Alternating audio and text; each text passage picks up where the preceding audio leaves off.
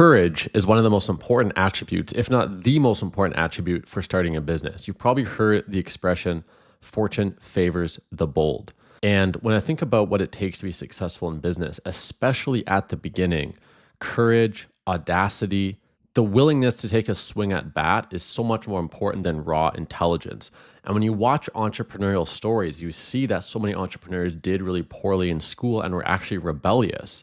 And that actually makes sense because if you think about the rebellious kid at school who wasn't the smartest, but was wanting to stand up to the teacher, not follow instructions, do his own thing, one thing he does have is a lot of courage and a lot of audacity and the ability to withstand social awkwardness and social rejection to do whatever the hell he wants. And that attribute is actually extremely valuable, especially when first starting your business. Now, don't get me wrong, having a high level of intelligence doesn't hurt, but it's far from the most important thing. I remember when I was first starting my agency, and we've now done millions of dollars of revenue and managed millions of dollars of client ad spend. In the beginning, I was cold calling businesses and trying to sell them websites, and picking up that phone, dialing their number, pitching my service was absolutely nerve-wracking. It was one of the scariest things I had ever done, and it felt almost like I was going to die as I was doing it. I mean, logically, I knew I wouldn't. Logically, I knew there was really no real consequence of calling these businesses and trying to sell them a website.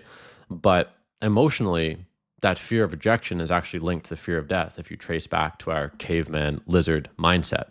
So the ability to cultivate that courage to make the cold call, approach the business, accept the client when you don't yet know how to do the work fully, that is the thing that often separates successful entrepreneurs from people that don't make it, especially in the beginning. So the good news is that if you're not the smartest person in the room, but you have that natural boldness, you're going to be very well suited for entrepreneurship. The bad news is that if you've been a smart person all your life and succeeded relatively easily, that same skill set is not going to allow you to succeed in entrepreneurship. To succeed in entrepreneurship, you're going to need a different set of skills, and you're going to have to build a different set of skills.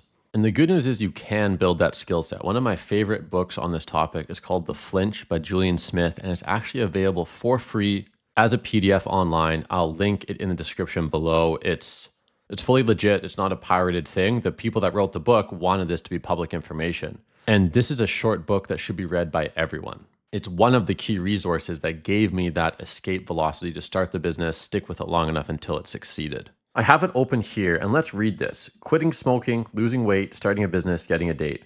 For anything you want to do, finding out how is easy. Do the research, make it happen. Yet every day you smoke, gain weight, stay at your old job. Every day you do the exact opposite of what you plan to do. Why? This is the information age. The steps to achieving any goal are easy to search for, come up with, write down, and follow. But you're still not doing it. Part of the movie is missing. A page is torn out of the book. There's a big X in the equation. Do you know what that is? The X is the flinch.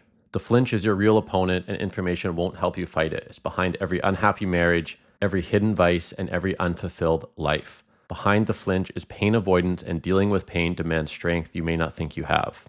So like I said, I linked the whole thing in the description. I recommend you read the entire book. But basically what this book says is that we all know what we need to do to achieve success, but it's actually our fear that is holding us back. And when we say things like, I don't know where to start, I'm not sure what business model to choose, that's a form of procrastination, a form of fear. Because the truth is there's so many business models that will work excellently. All you have to do is pick one, stick with it, see it through, be willing to face rejection, and go for it. The business model I chose was an agency. Many other people have chosen that model as well.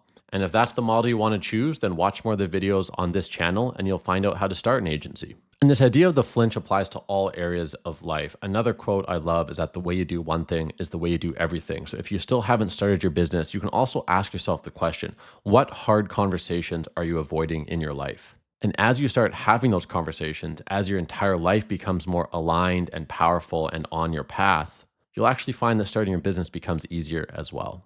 That's it for this video, guys. Until next time, I'll see you later.